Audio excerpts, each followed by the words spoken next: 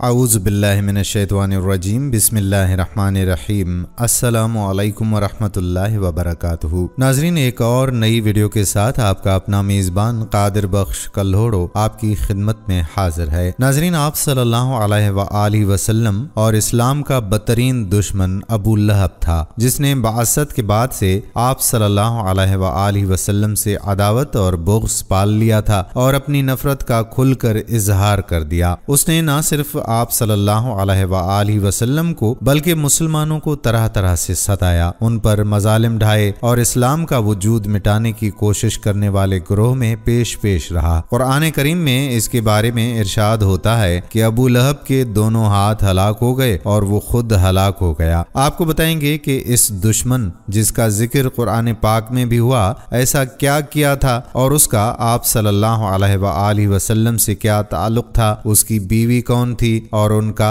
آپ کی زندگی میں کیا کردار رہا۔ کیا آپ جانتے ہیں کہ آپ صلی اللہ علیہ وآلہ وسلم کی پیدائش کی خبر سن کر ابو لہب پر کیا رد عمل ہوا اور اس نے کیا کیا؟ اس ویڈیو میں اس کے بارے میں آپ کو مکمل معلومات ملے گی۔ آپ سے گزارش اتنی ہے کہ ویڈیو کو آخر تک ضرور دیکھیے گا، اسکپ مت کیجیے گا۔ ناظرین گرامی، ابو لہب قریشی سردار تھا۔ اس کا اصل نام عبد العزا بن عبد المطلب اور ان کی کنیت ابو عتبہ تھی۔ اس کا رنگ سیب کی طرح دمکتا ہوا اور چہرہ حسین تھا۔ اس کا آپ صلی اللہ علیہ وآلہ وسلم سے بہت قریبی رشتہ تھا، یعنی یہ نبی پاک صلی اللہ علیہ وآلہ وسلم کا چچا تھا۔ وہ مالدار شخص تھا لیکن بخیل تھا۔ رسول اللہ صلی اللہ علیہ وآلہ وسلم کی ولادت کی خبر اسے اس کی لونڈی صوبیہ نے دی تھی۔ اس خوشی میں اس نے صوبیہ کو آزاد کر دیا۔ بحوالہ بخاری کتاب النکاح۔ ناظرین، آپ صلی اللہ علیہ وآلہ وسلم کے والد تو آپ صلی اللہ علیہ وآلہ وسلم کی ولادت سے پیشتر ہی وفات پا چکے تھے۔ بڑا چچا ہونے کی حیثیت سے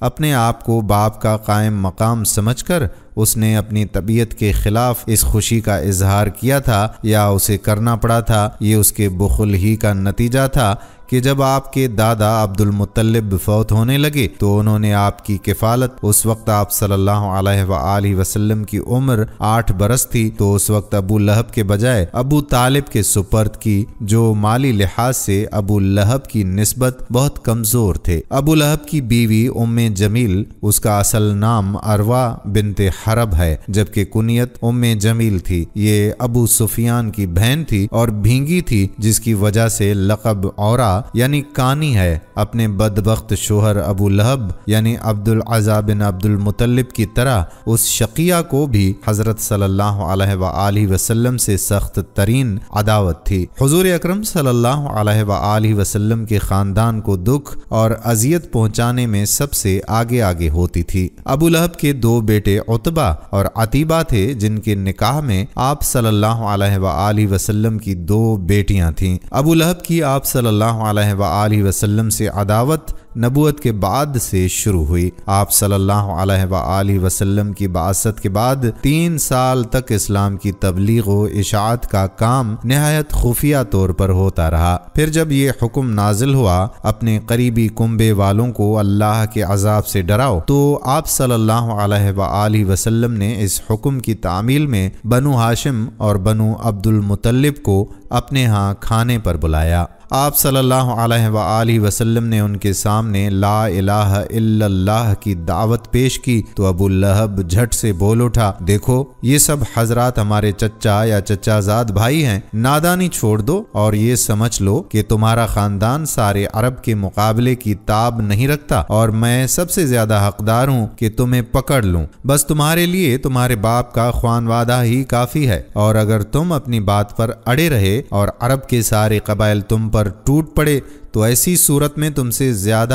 اور کون شخص اپنے خاندان کے لیے شر اور تباہی کا باعث بن سکتا ہے۔ ابو لہب کی یہ تلخ اور ترش باتیں سننے کے بعد آپ صلی اللہ علیہ وآلہ وسلم نے خاموشی اختیار کر لی اور دوسرے لوگ بھی اٹھ کر اپنے اپنے گھروں کو چلے گئے۔ ناظرین، چند دن بعد آپ صلی اللہ علیہ وآلہ وسلم نے دوبارہ اپنے قرابت داروں کو مدعو کر کے اپنی دعوت ذرا کھل کر پیش کی، جس کے نتیجے میں آپ کے چھوٹے چچا ابو طالب نے کھل کر آپ صلی اللہ علیہ وآلہ وسلم کی حمایت کا اعلان کر دیا، مگر ساتھ ہی یہ بھی کہہ دیا کہ میں ذاتی طور پر عبد المطلب کا دین چھوڑنے کو تیار نہیں۔ ابو طالب کی اس حمایت کے جواب میں ابو لہب کہنے لگا کہ خدا کی قسم، یہ یعنی دعوت توحید برائی ہے، لہٰذا محمد صلی اللہ علیہ وآلہ وسلم کے ہاتھ دوسروں سے پہلے تم خود ہی پکڑ لو۔ اس کے جواب میں ابو طالب نے کہا کہ اللہ کی قسم، جب تک جان میں جان ہے ہم اس کی حفاظت کرتے رہیں گے۔ اس دوسری دعوت کا اتنا فائدہ ضرور ہوا کہ آپ صلی اللہ علیہ وآلہ وسلم کو یقین ہو گیا کہ معززین بنو ہاشم میں کم از کم ایک آدمی یعنی ابو طالب ایسا ہے جس کی حمایت پر اعتماد کیا جا سکتا ہے۔ اس کے بعد آپ صلی اللہ علیہ وآلہ وسلم نے ایک تیسرا جرأت مندانہ قدم اٹھایا۔ ایک دن آپ کوہ صفا پر چڑھ گئے اور ایک فریادی کی طرح وا صباحہ کی آواز لگائی اور قریش کے ایک ایک قبیلے کا نام لے کر پکارا اور کہا کہ اے بنی فہر، اے بنی عدے، اے بنی کعب وغیرہ وغیرہ، حتیٰ کہ سب قبائل کے قابل ذکر اشخاص آپ صلی اللہ علیہ وآلہ وسلم کے پاس اکٹھے ہو گئے، اور جو نہ پہنچ سکا اس نے اپنا نمائندہ بھیج دیا۔ آپ صلی اللہ علیہ وآلہ وسلم ایک اونچی جگہ پر کھڑے ہو گئے اور لوگوں سے پوچھا کہ اگر میں تم سے یہ کہوں کہ اس پہاڑی کے اس پار ایک لشکر جمع ہو رہا ہے جو تم پر حملہ کرنے والا ہے تو کیا تم میری بات مان لو گے؟ سب نے یک زبان ہو کر کہا کہ ہاں، اس لیے کہ آپ صلی اللہ علیہ وآلہ وسلم کے متعلق ہمارا ہمیشہ سچ ہی کا تجربہ رہا ہے۔ آپ صلی اللہ علیہ وآلہ وسلم نے تب فرمایا کہ اچھا تو سن لو کہ میں تمہیں ایک سخت عذاب سے خبردار کرنے کے لیے بھیجا گیا ہوں، لہٰذا تم اپنے آپ کو جہنم سے بچاؤ، میں تمہیں اللہ سے بچانے کا کچھ اختیار نہیں رکھتا۔ آپ صلی اللہ علیہ وآلہ وسلم ابھی اتنا ہی کہہ پائے تھے کہ ابو لہب یک دم بھڑک اٹھا اور کہنے لگا کہ سارا دن تم پر ہلاکت ہو، کیا اس بات کے لیے تو نے ہمیں جمع کیا تھا؟ اگرچہ ابو لہب کی اس بدتمیزی کی وجہ سے یہ اجتماع کچھ نتیجہ خیز ثابت نہ ہوا، تاہم اس کا یہ فائدہ ضرور ہوا کہ آپ صلی اللہ علیہ وآلہ وسلم نے حسب ارشاد باری تعالی اپنے پورے قبیلے کو اپنی دعوت سے آگاہ کر دیا، اور آپ صلی اللہ علیہ وآلہ وسلم کی یہ پکار مکہ کے ایک ایک فرد تک پہنچ گئی، اور ابو لہب کی بدخلقی اور گستاخی کے جواب میں اللہ تعالیٰ نے یہ سورۃ لہب نازل فرمائی۔ یہاں یہ سوال پیدا ہوتا ہے کہ آپ کے دشمن تو اور بھی بہت تھے، بلکہ ابو لہب سے بھی زیادہ تھے، تو ان تمام دشمنوں میں صرف ابو لہب کا ہی قرآن میں کیوں نام لے کر ذکر کیا گیا؟ تو اس کا جواب یہ ہے کہ دو وجوہات کی بنا پر ابو لہب کا جرم واقعی اتنا شدید جرم تھا کہ قرآن کریم میں اس کا نام لے کر اس کی مذمت کی گئی۔ پہلی وجہ یہ تھی کہ عرب میں کوئی باقاعدہ حکومت تو تھی نہیں جہاں فریاد کی جا سکے، لے دے کر ایک قبائلی حمیت ہی وہ چیز تھی جو ایسے اوقات میں کام آتی تھی۔ مظلوم شخص فوراً اپنے قبیلے کو داد رسی کے لیے پکارتا اور پورا قبیلہ اس کی حمایت میں اٹھ کھڑا ہوتا، اس لیے ان کو اضطراراً بھی صلہ رحمی کا لحاظ رکھنا پڑتا تھا۔ ابو لہب ہی وہ واحد بدبخت شخص ہے جس نے اس دور کے واجب الاحترام قانون کو توڑ کر اپنے قبیلے کے علل رغم ڈٹ کر آپ کی مخالفت کی۔ علاوہ ازیں جب بنو ہاشم اور بنو مطلب کو معاشرتی بائیکاٹ کی وجہ سے شعب ابی طالب میں محصور ہونا پڑا تھا تو اس وقت بھی ابو لہب نے اپنے قبیلے کا ساتھ نہیں دیا تھا، اور یہ تو واضح ہے کہ شعب ابی طالب کے محصورین میں بہت سے ایسے لوگ بھی شامل تھے جو آپ صلی اللہ علیہ وآلہ وسلم پر ایمان نہیں لائے تھے، تاہم قبائلی حمیت کی بنا پر انہوں نے سب کچھ گوارا کیا تھا اور اس قانون کے احترام کا حق ادا کیا۔ حد یہ ہے کہ آپ کے چھوٹے چچا ابو طالب نے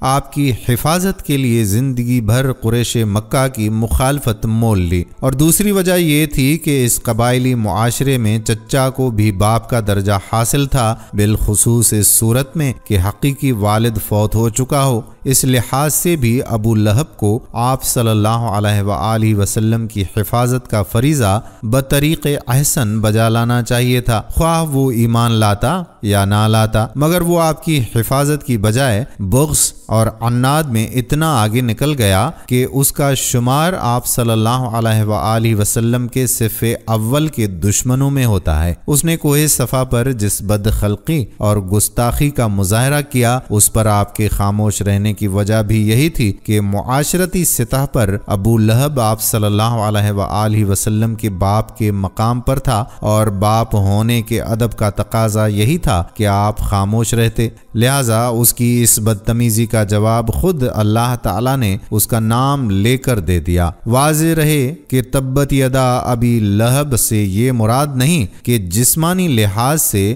ابو لہب کے دونوں ہاتھ ٹوٹ جائیں، بلکہ یہ بد دعا کی قسم کے کلمات ہیں جو ناراضگی اور خفگی کے موقع پر بولے جاتے ہیں، اور ایسے الفاظ صرف عربی میں نہیں ہر زبان میں پائے جاتے ہیں۔ ابو بکر صدیق کی صاحبزادی اسماء بنت ابو بکر کا بیان ہے کہ جب یہ سورۃ اللہب نازل ہوئی اور ام جمیل نے اس کو سنا تو غصے میں بھری ہوئی رسول اللہ صلی اللہ علیہ وآلہ وسلم کی تلاش میں نکلی۔ اس کے ہاتھ میں پتھر تھے اور وہ حضور صلی اللہ علیہ وآلہ وسلم کی ہجو میں اپنے ہی کچھ اشعار پڑھتی جا رہی تھی۔ جب حرم میں پہنچی تو وہاں ابو بکر صدیق کے ساتھ حضور صلی اللہ علیہ وآلہ وسلم تشریف فرما تھے۔ ابو بکر نے عرض کیا کہ یا رسول اللہ صلی اللہ علیہ وآلہ وسلم، یہ آ رہی ہے اور مجھے اندیشہ ہے کہ آپ صلی اللہ علیہ وآلہ وسلم کو دیکھ کر کوئی بےہودہ حرکت کرے گی۔ آپ صلی اللہ علیہ وآلہ وسلم نے فرمایا مجھے دیکھ نہ سکے گی۔ چنانچہ ایسا ہی ہوا کہ آپ صلی اللہ علیہ وآلہ وسلم کے موجود ہونے کے باوجود آپ صلی اللہ علیہ وآلہ وسلم کو نہ دیکھ سکی، اور اس نے ابو بکر سے کہا میں نے سنا ہے کہ تمہارے صاحب نے میری ہجو کی ہے۔ ابو بکر نے کہا کہ اس گھر کے رب کی قسم انہوں نے تیری کوئی ہجو نہیں کی۔ اس پر وہ واپس چلی گئی۔ ناظرین، اس کے بیٹوں عتبہ اور عتیبہ کے نکاح میں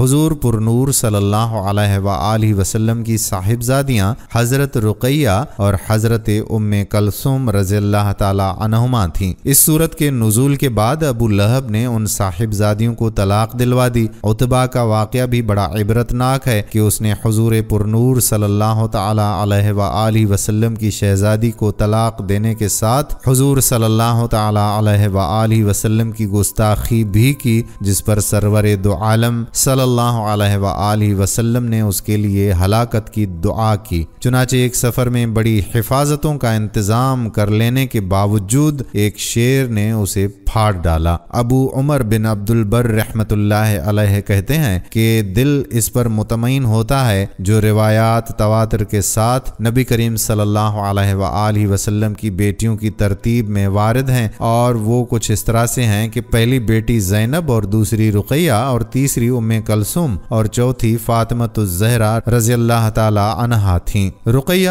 رضی اللہ تعالی عنہا کی شادی نبی کریم صلی اللہ علیہ وآلہ وسلم نے ابو لہب کے بیٹے عتبہ سے کی تھی، اور ام کلثوم رضی اللہ تعالی عنہا کی شادی نبی کریم صلی اللہ علیہ وآلہ وسلم نے ابو لہب کے دوسرے بیٹے عتبہ سے کی تھی۔ اور سیرت میں آیا ہے کہ نبی کریم صلی اللہ علیہ وآلہ وسلم کی ان دونوں بیٹیوں کو ان کی رخصتی سے قبل ہی طلاق ہو گئی تھی، کیونکہ جب سورۃ لہب نازل ہوئی تو اللہ کے دشمن ابو لہب نے اپنے بیٹوں کو انہیں طلاق دینے کا حکم دیا تھا۔ ابن عبد البر رحمت اللہ علیہ کہتے ہیں کہ مصعب وغیرہ اہل نسب کا کہنا ہے کہ رقیہ رضی اللہ تعالی عنہا عتبہ بن ابو لہب کی بیوی تھی، اور اس کی بہن ام کلثوم رضی اللہ تعالی عنہا عتیبہ کی بیوی تھی۔ اور جب سورۃ لہب تبت یدا ابی لہب نازل ہوئی تو ان کے باپ ابو لہب تو ان کی ماں نے دونوں بیٹوں کو کہا کہ محمد صلی اللہ علیہ وآلہ وسلم کی بیٹیوں کو چھوڑ دو، اور ابو لہب کہنے لگا کہ اگر تم محمد صلی اللہ علیہ وآلہ وسلم کی بیٹیوں کو نہ چھوڑو تو میرا سر تم دونوں کے سروں سے حرام ہے۔ تو انہوں نے دونوں کو طلاق دے دی۔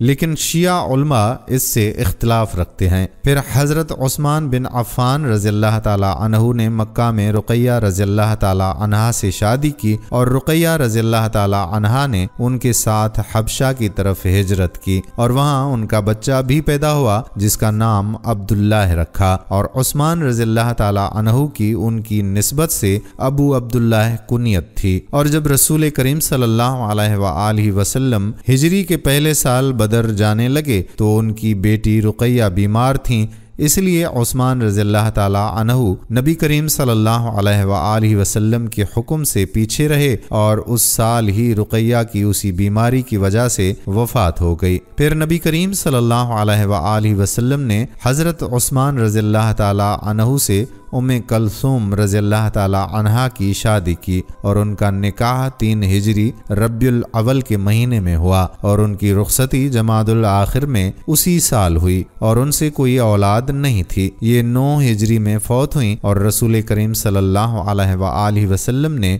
ان کی نماز جنازہ پڑھائی۔ رہا نبی کریم صلی اللہ علیہ وآلہ وسلم کی بیٹیوں کا ابو لہب کے بیٹیوں سے شادی کرنے میں اشکال پیدا ہونا، تو اس اشکال کی وجہ کوئی اور نہیں سمجھ میں آتی، کیونکہ ابتدا میں مسلمان شخص کی کافرہ عورت سے اور مسلمان عورت کی کافر مرد سے شادی حرام نہ تھی، بلکہ یہ تو بعد میں حرام کی گئی، اور جب یہ آیت نازل ہوئی تو مسلمانوں نے کافر عورتوں کو چھوڑ دیا۔ فرمان باری تعالی ہے، اے ایمان والو، جب تمہارے پاس مومن عورتیں ہجرت کر کے آئیں تو تم ان کا امتحان لو، دراصل ان کے ایمان کو بخوبی جاننے والا تو اللہ ہی ہے، لیکن اگر وہ تمہیں ایمان والیاں معلوم ہوں تو اب تم انہیں کافروں کی طرف واپس نہ کرو، یہ ان کے لیے حلال نہیں اور نہ ہی وہ ان کے لیے حلال ہیں، اور جو خرچ ان کافروں کا ہوا ہے وہ انہیں ادا کر دو۔ ان عورتوں کو ان کے مہر دے کر ان سے نکاح کر لینے میں تم پر کوئی گناہ نہیں، اور کافر عورتوں کی ناموس اپنے قبضے میں نہ رکھو، اور جو کچھ تم نے خرچ کیا وہ مانگ لو، اور جو کچھ ان کافروں نے خرچ کیا وہ بھی مانگ لیں، یہ اللہ کا فیصلہ ہے جو تمہارے درمیان کر رہا ہے، اور اللہ تعالی بڑے علم اور حکمت والا ہے۔ اور اصل میں کافر عورتوں سے نکاح کی ابتدا کی حرمت اس فرمان باری تعالی میں پائی جاتی ہے، اور تم مشرک عورتوں سے اس وقت تک شادی مت کرو جب تک وہ مومن نہ ہو جائیں۔ ان کے لیے کافر عورتوں میں سے صرف اہل کتاب میں سے یہودی اور عیسائی عورتیں ہی مباح کی ہیں، اور یہ اباحت بعد میں یوں فرمان باری تعالی میں بیان ہوئی ہے، سب پاکیزہ چیزیں آج تمہارے لیے حلال کی گئیں، اور اہل کتاب کا ذبیحہ تمہارے لیے حلال ہے، اور تمہارا ذبیحہ ان کے لیے حلال ہے، اور پاک دامن مسلمان عورتیں اور جو لوگ تم سے پہلے کتاب دیے گئے ہیں ان کی پاک باز دامن عورتیں بھی حلال ہیں، جبکہ تم ان کے مہر ادا کرو، اس طرح کہ ان سے باقاعدہ نکاح کرو، اور یہ نہیں کہ اعلانیہ زنا کرو یا پھر پوشیدہ بدکاری کرو۔ منکرین ایمان کے اعمال ضائع اور اکارت ہیں، اور آخرت میں وہ خسارہ پانے والوں میں سے ہیں۔ بحوالہ سورہ مائدہ۔ قرطبی رحمت اللہ علیہ کہتے ہیں کہ کفار مرد مسلمان عورتوں سے اور مسلمان مرد مشرک عورتوں سے شادی کیا کرتے تھے، پھر اس آیت میں اسے منسوخ کر دیا گیا، چنانچہ عمر بن خطاب رضی اللہ تعالی عنہ نے اس وقت 2 مشرک عورتوں کو مکہ میں طلاق دے دی۔ ان میں سے ایک ابو امیہ کی بیٹی قریبہ تھی جس سے معاویہ بن ابی سفیان نے نکاح کر لیا، اور یہ دونوں مشرک تھے، اور دوسری عمرو الخزائی کی بیٹی ام کلثوم تھی۔ ام عبداللہ بن مغیرہ، اس سے ابو جہم بن حذافہ نے شادی کر لی، اور یہ دونوں بھی مشرک تھے۔ مسلمان کی کافر عورتوں اور مسلمان عورتوں کی کافر مرد سے ابتدا اسلام میں شادی کرنا مباح تھا۔ نبی کریم صلی اللہ علیہ وآلہ وسلم نے ابو لہب کے بیٹوں سے اپنی بیٹیوں کی شادی دعوت کے ابتدائی ایام میں کی تھی، جس میں ابو لہب کا غضب اور نبی کریم صلی اللہ علیہ وآلہ وسلم کی عزت تھی۔ نبی کریم صلی اللہ علیہ وآلہ وسلم کی بیٹی زینب رضی اللہ تعالی عنہا ابو العاص کے ساتھ تھی، اور ابو العاص کے کفر کی بنا پر نبی کریم صلی اللہ علیہ وآلہ وسلم نے دونوں میں علیحدگی کرا دی۔ پھر جب وہ اسلام لائے تو نبی کریم صلی اللہ علیہ وآلہ وسلم نے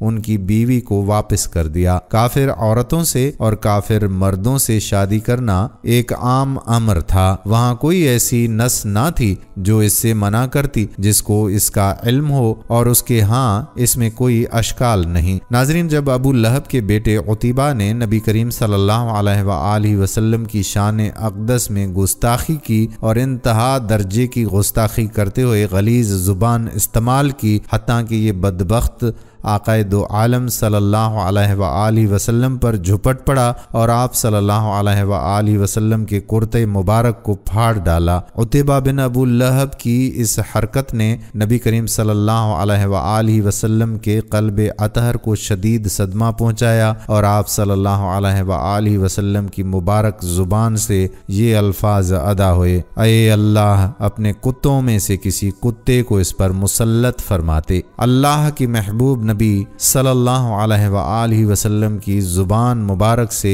ادا ہونے والا ہر لفظ پتھر پر لکیر کی مانند ہوتا ہے، یعنی کہ اللہ رب العزت اپنے محبوب نبی صلی اللہ علیہ وآلہ وسلم کی بات کو ہر صورت پورا فرماتا ہے۔ اس بات سے مشرکین بھی اچھی طرح سے واقف تھے کہ آپ صلی اللہ علیہ وآلہ وسلم نے جو فرمایا ہے وہ پورا ہو کر ہی رہے گا، لیکن ان کی عقلوں پر پردہ پڑا ہوا تھا۔ اگلے دن ابو لہب اور اس کا بیٹا عتبہ دونوں بدبخت تجارت کی غرض سے ایک قافلے کے ساتھ شام کی طرف نکلے۔ سفر کرتے کرتے رات ہو گئی۔ قافلے والے زرقا کے مقام پر ایک راہب کے پاس رات گزارنے کے لیے ٹھہرے۔ راہب نے قافلے والوں کو پہلے ہی آگاہ کر دیا تھا کہ یہاں آس پاس جنگلی درندے بہت ہیں، اس لیے ہوشیار رہنا۔ یہ سن کر ابو لہب کو نبی کریم صلی اللہ علیہ وآلہ وسلم کی وہ بات یاد آ گئی اور اس نے قافلے والوں سے کہا کہ اے لوگو، محمد صلی اللہ علیہ وآلہ وسلم نے میرے بیٹے عتبہ کے لیے ہلاکت کی دعا کی ہے،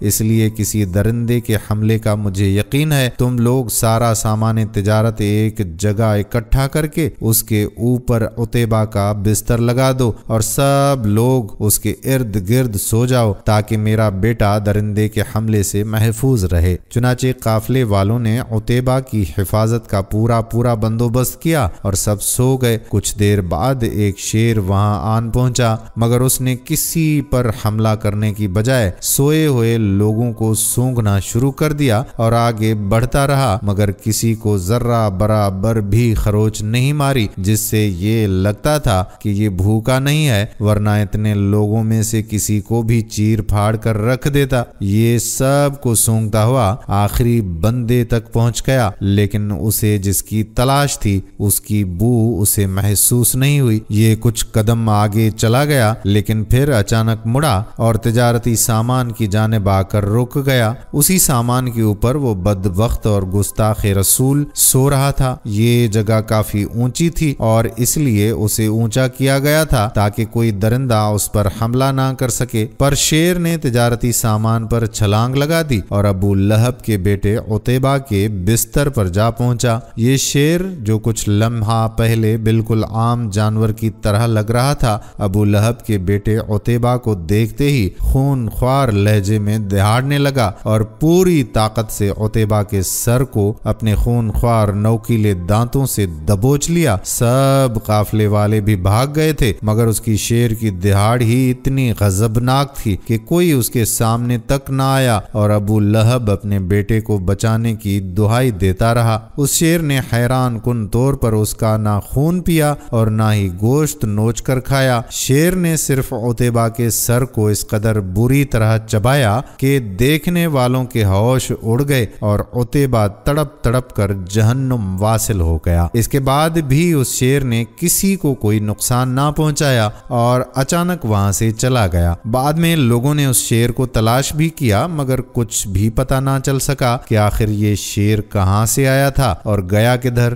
ناظرین، طارق بن عبداللہ المحاربی رضی اللہ تعالی عنہ فرماتے ہیں کہ میں نے اللہ کے رسول صلی اللہ علیہ وآلہ وسلم کو بازار ذی المجاز میں دیکھا جبکہ میں خرید و فروخت میں مشغول تھا۔ آپ صلی اللہ علیہ وآلہ وسلم سرخ جبہ زیب تن کیے ہوئے تھے اور بلند آواز سے یہ فرماتے جاتے تھے کہ اے لوگو، لا الہ الا اللہ کہو، فلاح پاؤ گے۔ ایک شخص آپ کے پیچھے پیچھے پتھر مارتا جاتا تھا جس سے آپ کی پنڈلی اور ایڑی خون آلود ہو گئی۔ وہ شخص ساتھ ساتھ یہ بھی کہتا جاتا تھا، اے لوگو اس کی بات نہ سننا، یہ جھوٹا ہے۔ محاربی فرماتے ہیں کہ میں نے لوگوں سے پوچھا کہ یہ شخص یعنی آپ صلی اللہ علیہ وآلہ وسلم کون ہے؟ تو لوگوں نے جواب دیا کہ یہ لڑکا بنی عبد المطلب سے ہے۔ پھر میں نے پوچھا کہ وہ شخص کون ہے جو اس کا پیچھا کر رہا ہے اور پتھر مار رہا ہے؟ لوگوں نے جواب دیا کہ یہ آپ صلی اللہ علیہ وآلہ وسلم کا چچا ابو لہب ہے۔ حضرت سیدنا ربیعہ بن عباد دیلی رضی اللہ تعالی عنہ اسلام لانے کے بعد زمانہ جاہلیت کا واقعہ بیان فرماتے ہیں کہ میں نے ذوالمجاز کے بازار میں دیکھا کہ لوگ نبی اکرم صلی اللہ علیہ وآلہ وسلم کے ارد گرد جمع تھے اور آپ صلی اللہ علیہ وآلہ وسلم ان سے فرما رہے تھے کہ اے لوگو لا الہ الا اللہ کہو فلاح پا جاؤ گے، جبکہ آپ صلی اللہ تعالی علیہ وآلہ وسلم کے پیچھے ایک صاف ستھرے چہرے اور بھینگی آنکھوں والا شخص کھڑا تھا جس کے سر پر 2 چوٹیاں تھیں۔ وہ لوگوں سے کہہ رہا تھا کہ یہ بے دین ہے، یہ جھوٹا ہے۔ آپ علیہ الصلوۃ والسلام جہاں جاتے یہ بھی پیچھے پیچھے جاتا تھا۔ میں نے لوگوں سے اس شخص کے بارے میں پوچھا تو انہوں نے بتایا کہ یہ آپ صلی اللہ تعالی علیہ وآلہ وسلم کا چچا ابو لہب ہے۔ ناظرین، چچا ہونے کے باوجود ابو لہب آپ صلی اللہ علیہ وآلہ وسلم سے اس قدر دشمنی کا مظاہرہ کرتا تھا کہ اس کے سامنے باقی سب دشمن ہیچ تھے۔ اگر اسلام دشمن کفار کی بات کی جائے تو ان کے 4 درجے ہیں۔ پہلا گروہ وہ ہے جو اسلام تو قبول نہ کر سکے مگر انہوں نے اسلام اور حضور صلی اللہ علیہ وآلہ وسلم کو کسی بھی قسم کا نقصان نہیں پہنچایا بلکہ اپنے تئیں ہر ممکن مدد کی۔ ایسے افراد ہم مسلمانوں کے لیے محسنین کا درجہ رکھتے ہیں۔ ان میں سب سے پہلا نام جناب ابی طالب کا ہے۔ ان کے احسانات اور ان کے مثبت کردار سے ہر شخص واقف ہے۔ اسی طرح ایک اور شخص معتم بن عدے جو کہ اگرچہ اس درجہ معروف نہ ہو سکا مگر اس شخص کے اس فعل کو نہ سراہنا زیادتی ہوگی کہ جب طائف سے واپسی پر حضور صلی اللہ علیہ وآلہ وسلم مکہ تشریف لانا چاہتے ہیں تو تب تک آپ صلی اللہ علیہ وآلہ وسلم کے قتل عام کا کھلا اعلان ہو چکا تھا اور مخالفین موقع کی تلاش میں تھے۔ ایسے میں مکہ میں داخل ہونا یقیناً خطرناک تھا۔ تب حضور صلی اللہ علیہ وآلہ وسلم نے اس شخص کو پیغام کے ذریعے اپنی امان میں لینے کی درخواست کی تھی اور معتم بن عدے کی مروت اور شرافت ملاحظہ فرمائیے کہ دشمن ہونے کے باوجود اپنے بیٹوں کے ساتھ مکہ سے باہر آ کر حضور صلی اللہ علیہ وآلہ وسلم کو اپنی امان میں لیتے ہوئے مکہ میں داخل ہوتا ہے۔ اس شخص کے اس احسان کی اہمیت کا اندازہ لگائیے کہ جنگ بدر کے موقع پر جب کفار کے 70 سے زیادہ افراد جنگی اسیر کی حیثیت سے مسلمانوں کے قبضے میں تھے تو تب حضور صلی اللہ علیہ وآلہ وسلم نے فرمایا کہ اگر آج معتم بن عدے زندہ ہوتا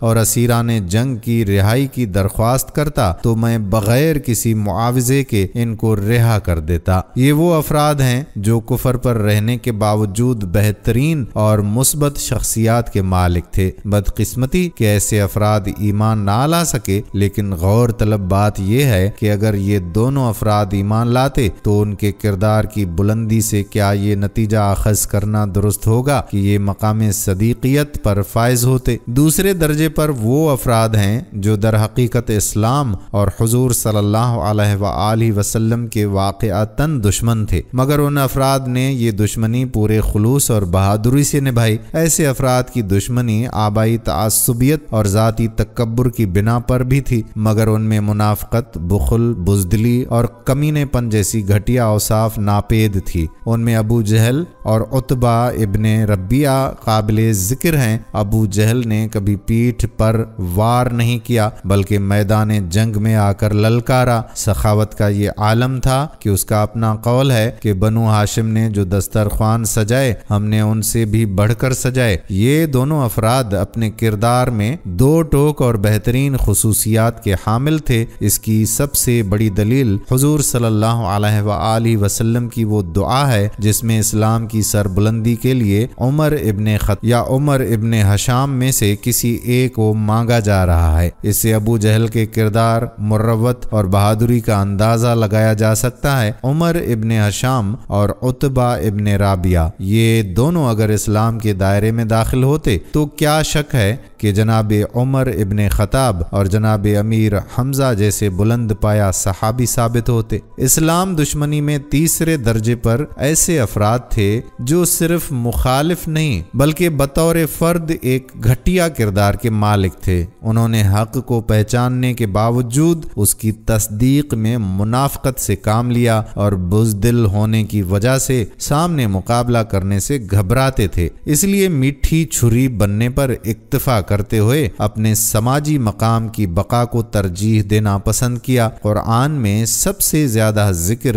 ایسے ہی مخالفین کا ہے، ان میں سر فہرست ولید ابن مغیرہ ہے۔ اپنی شخصیت میں یہ ایک منافق دشمن تھا اور اگر ایمان لے آتا تو یقیناً عبداللہ ابن ابی کا ہم رکاب ہوتا۔ آخری درجے میں وہ شخص ہے جو اپنی دشمنی، منافقت، کمینگی، ہٹ دھرمی اور بخل میں سب سے آگے ہے۔ اس شخص کو نہ قرابت کا پاس ہے اور نہ ہی شرافت اور ہمسائیگی کا احساس ہے۔ حضور صلی اللہ علیہ وآلہ وسلم کے صاحبزادے جناب قاسم کی وفات پر اس شخص نے باقاعدہ جشن منایا۔ ہمسایہ اور سگا چچا ہونے کے باوجود اس شخص نے ہر وہ گھٹیا حرکت کی جس کی توقع بدترین دشمن سے بھی نہ کی جا سکتی تھی۔ سماجی طور پر کمینگی کے اس مقام پر فائز تھا کہ کعبہ کے بیت المال کے خزانچی ہونے کی حیثیت سے اس نے چڑھاوا چڑھائے جانے والے سونے کے ہرن چرا لیے تھے اور مکہ میں ہرن چور کے لقب سے پہچانا جاتا تھا۔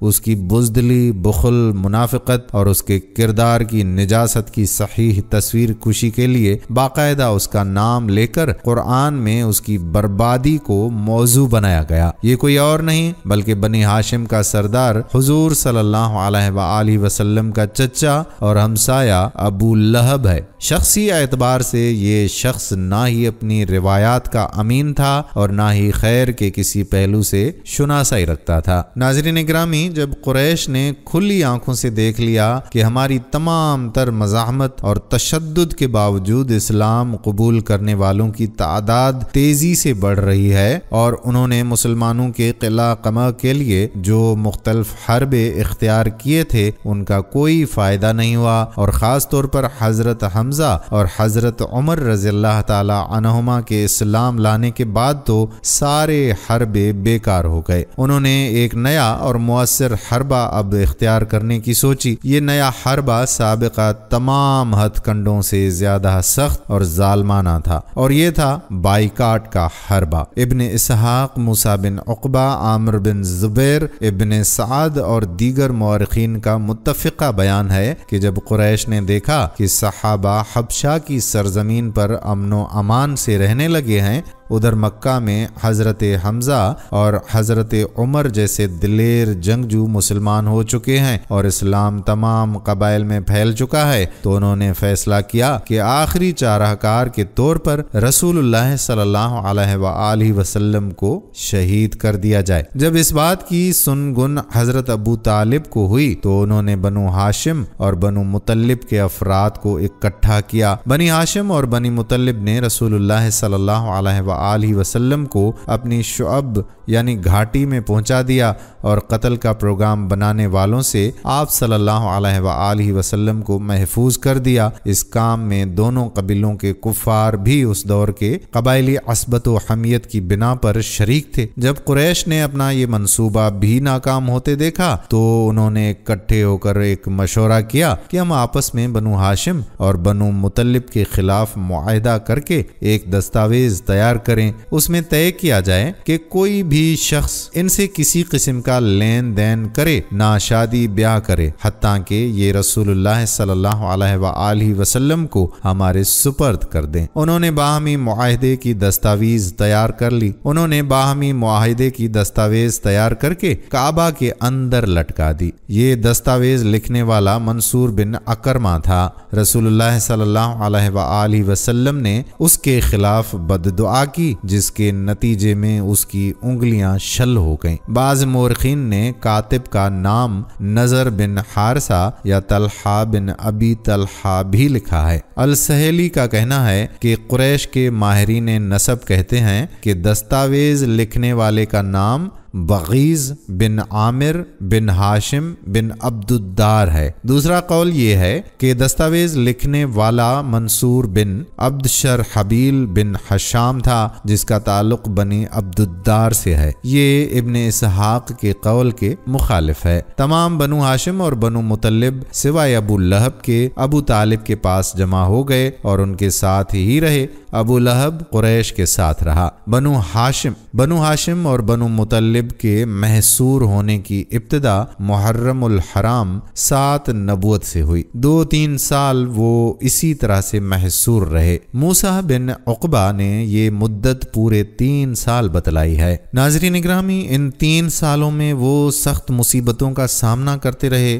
بائیکاٹ اس قدر سخت تھا کہ ان تک کھانے پینے کی بھی کوئی چیز نہ پہنچ سکتی تھی۔ قریش کو جس شخص کے بارے میں یہ پتہ چلتا تھا کہ اس نے کوئی چیز خفیہ طور پر بھیجی ہے تو وہ اسے بھی تشدد کا نشانہ بناتے تھے۔ چند جرت مند لوگوں نے اس ظلم و ستم کے خلاف آواز اٹھائی اور وہ دستاویز پھاڑنے کا نعرہ لگایا۔ ان میں مشہور ہشام بن عمرو بن حارث، زبیر بن ابی امیہ، مطعم بن عدی، زمعہ بن اسود اور ابو البختری بن ہشام بن حارث شامل تھے۔ ان کے بنو ہاشم اور بنو مطلب کے ساتھ رشتے ناتے تھے۔ ابن ابی شیبہ کی روایت ہے کہ رسول اللہ صلی اللہ علیہ وآلہ وسلم کی طرف سے جنگ بدر کے دن ایک منادی کرنے والے نے اعلان کیا کہ مشرکوں میں سے کسی کو امان حاصل نہیں سوائے ابو البختری کے۔ اگر انہیں کسی مسلمان نے گرفتار کیا تو انہیں چھوڑ دے، کیونکہ رسول اللہ صلی اللہ علیہ وآلہ وسلم نے انہیں امان دے رکھی ہے۔ لیکن جب انہیں ڈھونڈا گیا تو پتہ چلا کہ وہ قتل ہو چکے ہیں۔ میرا خیال ہے کہ آپ صلی اللہ علیہ وآلہ وسلم کا یہ اعلان اس احسان کے جواب میں تھا جو انہوں نے اس ظالمانہ بائیکاٹ کو ختم کرنے کے سلسلے میں مسلمانوں پر کیا تھا۔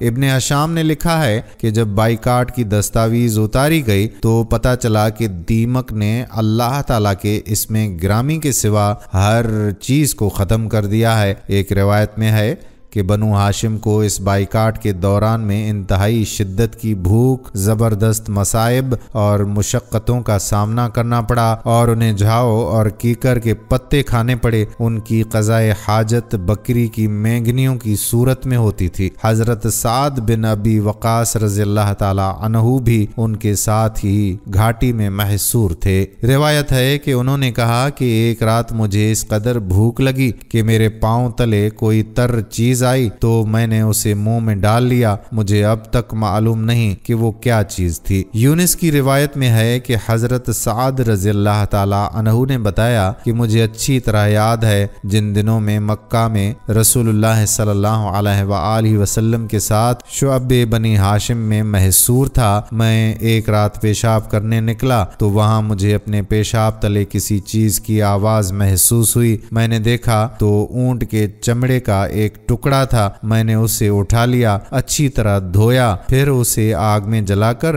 2 پتھروں کے درمیان کوٹ لیا اور سفوف سا بن گیا۔ اسے پھانک کر اوپر سے پانی پی لیا۔ 3 دن تک اس پر گزارا کیا۔ جب کوئی تجارتی قافلہ غلہ لے کر مکہ مکرمہ آتا اور بنو ہاشم کا کوئی شخص اپنے بال بچوں کے لیے کھانے کی کوئی چیز خریدنے بازار جاتا تو اللہ کا دشمن ابو لہب فوراً قافلے والوں کے پاس پہنچ جاتا اور اعلان کرتا کہ اے تاجرو، محمد صلی اللہ علیہ وآلہ وسلم کے ساتھیوں کو اتنا مہنگا بھاؤ بتاؤ کہ وہ تم سے کوئی چیز خرید ہی نہ سکیں۔ اگر کوئی تمہاری چیز فروخت ہونے سے رہ گئی تو تمہارا خسارہ میں پورا کروں گا۔ تم جانتے ہو میں کتنا مالدار ہوں اور اپنی بات کی کتنی لاج رکھتا ہوں۔ میں ضمانت دیتا ہوں کہ تمہارا کوئی نقصان نہیں ہوگا۔ چنانچہ تاجر بڑھ چڑھ کر بھاؤ بتاتے تو غریب مسلمان خالی ہاتھ گھر واپس آ جاتا تھا جبکہ اس کے بچے بھوک سے چلا رہے ہوتے، لیکن ان کے پاس انہیں کھلانے کی کوئی چیز نہ ہوتی۔ وہ تاجر ابو لہب کے پاس جاتے تو وہ ان کی فروختنی چیزیں خوب منافع دے کر خرید لیتا تھا۔ ان سنگ دلانہ حربوں سے مسلمان ننگو بھوک کے مارے موت کی حد کو چھو رہے تھے، بلکہ بقول حضرت ابن عباس رضی اللہ تعالی عنہ محصورین میں سے کئی افراد موت کا شکار ہو گئے۔ ابو لہب کی طرح اس کی بیوی بھی آپ صلی اللہ علیہ وآلہ وسلم کی سخت مخالفت کرتی تھی، اس لیے قرآن کریم میں اس کے لیے ارشاد ہوا ہے کہ وہ جہنم میں اپنے خاوند کی آگ پر لکڑیاں لا کر ڈالے گی تاکہ مزید آگ بھڑکے۔ یہ اللہ کی طرف سے ہوگا، یعنی جس طرح یہ دنیا میں اپنے خاوند کی اس کے کفر و عناد میں مددگار تھی، آخرت میں بھی عذاب میں اس کی مددگار ہوگی۔ ناظرین، بعض کہتے ہیں کہ وہ کانٹے دار جھاڑیاں ڈھو کر لاتی اور نبی کریم صلی اللہ علیہ وآلہ وسلم کے راستے میں لا کر بچھا دیتی تھی، اور بعض کہتے ہیں کہ یہ اس کی چغل خوری کی عادت کی طرف اشارہ ہے۔ چغل خوری کے لیے یہ عربی محاورہ ہے۔ یہ کفار قریش کے پاس جا کر نبی صلی اللہ علیہ وآلہ وسلم کی غیبت کرتی اور انہیں آپ صلی اللہ علیہ وآلہ وسلم کی عداوت پر اکساتی تھی۔ ایک دوسری روایت میں آتا ہے کہ جس طرح ابو لہب کو رسول اللہ صلی اللہ علیہ وآلہ وسلم سے سخت غیظ اور دشمنی تھی، اس کی بیوی بھی اس دشمنی اور رسول اللہ صلی اللہ علیہ وآلہ وسلم کی ایذا رسانی میں اس کی مدد کرتی تھی۔ قرآن کریم کی آیت نے بتلایا کہ یہ بدبخت بھی اپنے شوہر کے ساتھ جہنم میں آگ میں جائے گی۔ اس کے ساتھ اس کا ایک حال یہ بتلایا کہ وہ حمالت الحطب ہے، جس کے لفظی معنی ہیں سوختہ کی لکڑیاں لادنے والی، یعنی آگ لگانے والی۔ عرب کے محاورات میں چغل خوری کرنے والوں کو حمالت الحطب کہا جاتا تھا کہ جیسے کوئی سوختہ کی لکڑیاں جمع کر کے آگ لگانے کا سامان کرتا ہے، چغل خوری کا عمل بھی ایسا ہی ہے کہ وہ اپنی چغل خوری کے ذریعے افراد اور خاندانوں میں آگ بھڑکا دیتا ہے۔ یہ عورت رسول اللہ صلی اللہ علیہ وآلہ وسلم اور صحابہ اکرام کی ایذا رسانی کے لیے چغل خوری کا کام بھی کرتی تھی۔ اس آیت میں ابو لہب کی بیوی کو حمالت الحطب کہنے کی تفسیر حضرت ابن عباس، مجاہد، اقرمہ وغیرہ ایک جماعت مفسرین نے یہی کی ہے کہ یہ چغل خوری کرنے والی تھی، اور ابن زید، ضحاک وغیرہ مفسرین نے اس کو اپنے حقیقی معنی میں رکھا ہے، جس کی وجہ یہ بتلائی ہے کہ یہ عورت جنگل سے خاردار لکڑیاں جمع کر کے لاتی تھی اور رسول کریم صلی اللہ علیہ وآلہ وسلم کے راستے میں بچھا دیتی تھی تاکہ آپ کو تکلیف پہنچے۔ اس کی اس ذلیل اور خسیس حرکت کو قرآن نے حمالت الحطب سے تعبیر کیا ہے، بحوالہ قرطبی اور ابن کثیر۔ اور بعض حضرات نے فرمایا ہے کہ اس کا یہ حال جہنم میں ہوگا کہ وہ اپنے شوہر پر جہنم کے درختوں، زقوم وغیرہ کی لکڑیاں لا کر ڈالے گی تاکہ اس کی آگ بھڑک جائے، جس طرح دنیا میں وہ اس کے کفر و ظلم کو بڑھاتی تھی، آخرت میں اس کے عذاب کو بڑھائے گی۔ ناظرین گرامی، حدیث صحیح میں ہے کہ رسول اللہ صلی اللہ علیہ وآلہ وسلم نے فرمایا کہ جنت میں چغل خور داخل نہ ہوگا، اور حضرت فضیل بن عیاض نے فرمایا کہ 3 عمل ایسے ہیں جو انسان کے تمام اعمال صالحہ کو برباد کر دیتے ہیں، روزے دار کا روزہ اور وضو والے کا وضو خراب کر دیتے ہیں، یعنی غیبت اور چغل خوری اور جھوٹ۔ عطار بن صائب فرماتے ہیں کہ میں نے حضرت شعبی سے رسول اللہ صلی اللہ علیہ وآلہ وسلم کی اس حدیث کا ذکر کیا جس میں آپ نے فرمایا ہے کہ 3 قسم کے آدمی جنت میں نہ داخل ہوں گے: ناحق خون بہانے والا، چغل خوری کرنے والا، اور تاجر جو سود کا کاروبار کرے۔ عطا کہتے ہیں کہ میں نے اس حدیث کا ذکر کر کے شعبی سے بطور تعجب کے دریافت کیا کہ حدیث میں چغل خور کو قاتل اور سود خور کے برابر بیان فرمایا ہے۔ انہوں نے کہا کہ ہاں، چغل خوری تو ایسی چیز ہے کہ اس کی وجہ سے قتل ناحق اور غصب اموال کی نوبت آ جاتی ہے۔ ناظرین، ابو لہب اور اس کی بیوی وہ بدبخت لوگ تھے جو سگے رشتہ دار ہو کر دشمنوں میں سب سے گئے گزرے تھے، جنہیں نہ رشتہ داری اور نہ ہی قرابت داری کا پاس تھا۔ ان کے اندر رحم اور انسانیت جیسے جذبات ناپید تھے۔ آپ صلی اللہ علیہ وآلہ وسلم کے علاوہ انہوں نے عام مسلمانوں کو بھی بے حد تکلیفیں دیں، انہیں ستایا اور ان کا ناطقہ بند کیے رکھا۔ مجاہد، عکرمہ اور قتادہ نے کہا ہے وہ یعنی ابو لہب کی بیوی نبی کریم صلی اللہ علیہ وآلہ وسلم کی راہ میں کانٹے بچھاتی تھی۔ قیامت کے دن اس کے گردن میں مونج کی رسی بندھی ہوئی ہوگی جس کے ذریعے اسے جہنم میں گھسیٹا جائے گا۔ ضحاک کہتے ہیں کہ ام جمیل نبی کریم صلی اللہ علیہ وآلہ وسلم کو غریبی اور محتاجی کا عار دلاتی تھی اور خود اپنی گردن میں رسی باندھ کر لکڑیاں ڈھوتی تھی، جس کے ذریعے اللہ تعالیٰ نے اس کی گردن گھونٹ دی اور اسے ہلاک کر دیا، اور آخرت میں اس کی گردن میں آگ کی ایک رسی بندھی ہوئی ہوگی۔ مجاہد اور عروہ بن زبیر کہتے ہیں کہ وہ آگ کی ایک زنجیر ہوگی جو روز قیامت اس کے منہ سے داخل کی جائے گی اور اس کی سرین سے نکال دی جائے گی۔ سعد بن مسیب کہتے ہیں کہ ام جمیل کے پاس ایک قیمتی ہار تھا۔ اس نے کہا کہ لات و عزا کی قسم، میں اسے ضرور محمد صلی اللہ علیہ وآلہ وسلم کی دشمنی پر خرچ کر دوں گی۔ قیامت کے دن اس ہار کے ذریعے اسے عذاب دیا جائے گا۔ ناظرین، جب سورہ لہب نازل ہوئی اس وقت ابو لہب اور اس کی بیوی دونوں زندہ تھے اور اللہ تعالیٰ نے ان کے بارے میں خبر دی کہ وہ ضرور جہنم میں عذاب دیے جائیں گے، یعنی وہ اسلام نہیں لائیں گے اور ان کی موت کفر پر ہوگی۔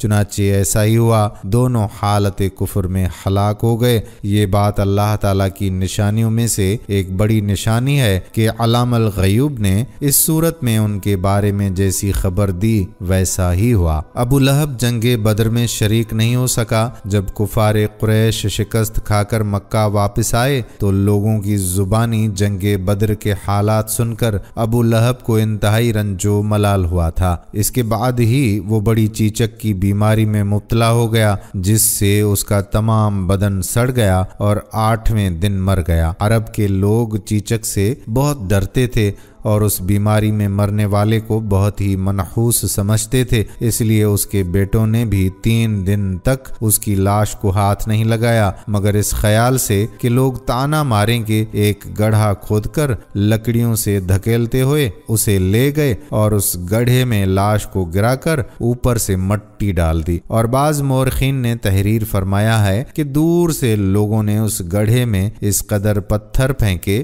کہ ان پتھروں سے اس کی لاش چھپ گئی۔ رسول اکرم صلی اللہ علیہ وآلہ وسلم کو تکلیف پہنچانے کے لیے مشرکین آپ کا مذاق اڑاتے تھے۔ ان کا اصل مقصد حضور صلی اللہ علیہ وآلہ وسلم کی شخصیت کو توڑنا، انہیں گوشہ نشینی پر مجبور کرنا، نیز عوام الناس کے سامنے آپ کو ذلیل اور رسوا کرنا تھا تاکہ نہ آپ معاشرے میں ابھر سکیں اور نہ عوام الناس آپ صلی اللہ علیہ وآلہ وسلم کی جانب توجہ کرے۔ رسول اللہ صلی اللہ علیہ وآلہ وسلم جو کہ صاحب عزت اور سچے انسان تھے، اس سلوک کا ذہنی اثر کم نہیں ہو سکتا۔ اس کے باوجود آپ صلی اللہ علیہ وآلہ وسلم نے صداقت و نجابت کی بنیاد پر اس تمسخر آمیز رویے کا مقابلہ کیا۔ ابن سعد، ابن اسحاق اور بلازری نے تمسخر کرنے والوں کی فہرست بھی بیان کی ہے۔ ابن سعد نے جو 10 نام ذکر کیے ہیں ان میں سے صرف 2 افراد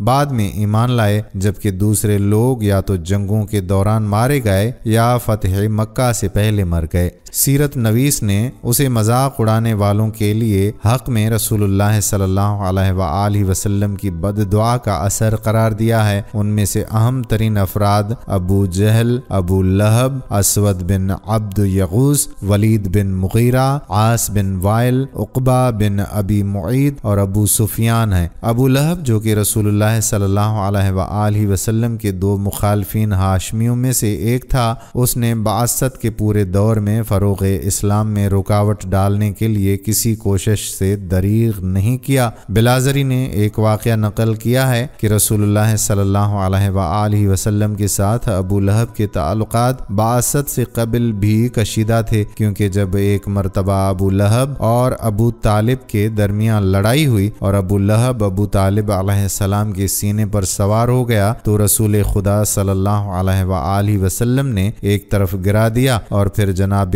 ابو طالب علیہ السلام اس پر سوار ہو گئے تھے۔ اپنی مخالفت کی وجہ بیان کرتے ہوئے ابو لہب کہتا تھا کہ اے عبد المطلب کے فرزند، یہ اسلام ایک بری چیز ہے، اس سے پہلے کہ دوسرے اس کا راستہ روکیں تم خود اس کو روک دو، کیونکہ اگر تم مسلمان ہو گئے تو دوسرے عربوں کے درمیان ذلیل ہو جاؤ گے، اور تم نے اس کا دفاع کیا تو تم مارے جاؤ گے۔ اسی روایت میں ہے کہ وہ اس بات سے خوفزدہ تھے کہ بنی عبد المطلب تمام قریش اور عربوں کے مقابل نہ آ جائیں۔ بہرصورت اعلانیہ دعوت کے آغاز کے بعد ابو لہب اور اس کی بیوی ام جمیل نے پوری طاقت کے ساتھ رسول خدا صلی اللہ علیہ وآلہ وسلم کے خلاف پروپیگنڈا شروع کر دیا تھا، یہاں تک کہ دشمنوں کی ریل پیل میں اللہ تعالیٰ نے قرآن میں صرف اس کا اور اس کی بیوی ہی کا ذکر کیا ہے۔ جب اللہ کے رسول صلی اللہ علیہ وآلہ وسلم لوگوں کو توحید کی دعوت دیا کرتے تھے تو وہ ان کے پیچھے چلتا رہتا تھا۔ آپ صلی اللہ علیہ وآلہ وسلم کو پتھر مارتا اور لوگوں سے کہتا کہ اس کی بات نہ مانو،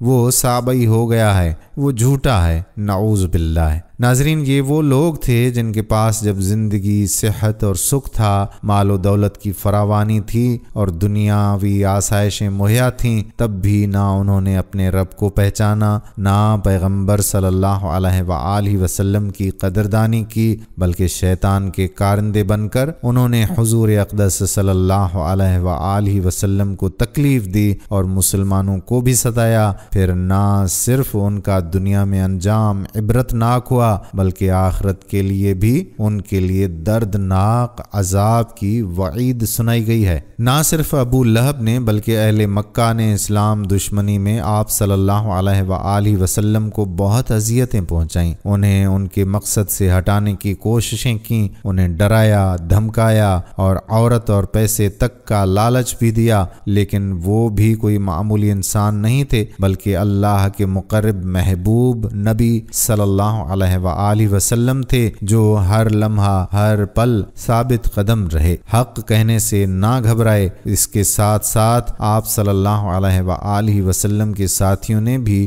حب رسول صلی اللہ علیہ وآلہ وسلم میں ہر آزمائش اور ہر سختی کا ڈٹ کر مقابلہ کیا، جس کے نتیجے میں اسلام کی فتح ہوئی اور دشمنان اسلام کا منہ کالا ہوا۔ اللہ تعالیٰ سے دعا ہے کہ وہ تمام مسلمانوں کو حب رسول صلی اللہ علیہ وآلہ وسلم اور اسلام کا سچا پیروکار بنا کر رکھے، آمین ثم آمین یا رب العالمین۔ ناظرین، یہ تھی ہماری آج کی ویڈیو۔ ہم امید کرتے ہیں کہ آج کی ویڈیو آپ کو پسند آئی ہوگی اور آخر تک آپ نے یہ ویڈیو ضرور دیکھی ہوگی۔ اگر ویڈیو آخر تک دیکھی ہے تو ہماری حوصلہ افزائی کے لیے کم سے کم اتنا ضرور کیجیے گا کہ ہماری محنت کا داد ہمیں دیجیے گا۔ کمنٹ سیکشن میں کمپلیٹ لکھ لیجئے یا یہ لکھ لیجئے کہ ہاں ہم نے مکمل ویڈیو دیکھی ہے۔ یقین کیجئے اس سے ہماری بہت حوصلہ افزائی ہوتی ہے۔ اگر آپ کو یہ ویڈیو پسند آئی ہے تو اس ویڈیو کو لائک بھی کریں، اپنے پیاروں اور اپنے دوستوں کے ساتھ اس ویڈیو کو شیئر ضرور کریں۔ کمنٹس میں آپ ہمیں بتائیں کہ آپ اور کن کن موضوعات پر ویڈیوز دیکھنا چاہتے ہیں۔ اس کے ساتھ ساتھ کمنٹس میں آپ ہم سے سوالات بھی پوچھ سکتے ہیں، لیکن یہ سب کچھ کرنے سے پہلے آپ ہمارے اس چینل نور اسلامک کو سبسکرائب ضرور کر لیں اور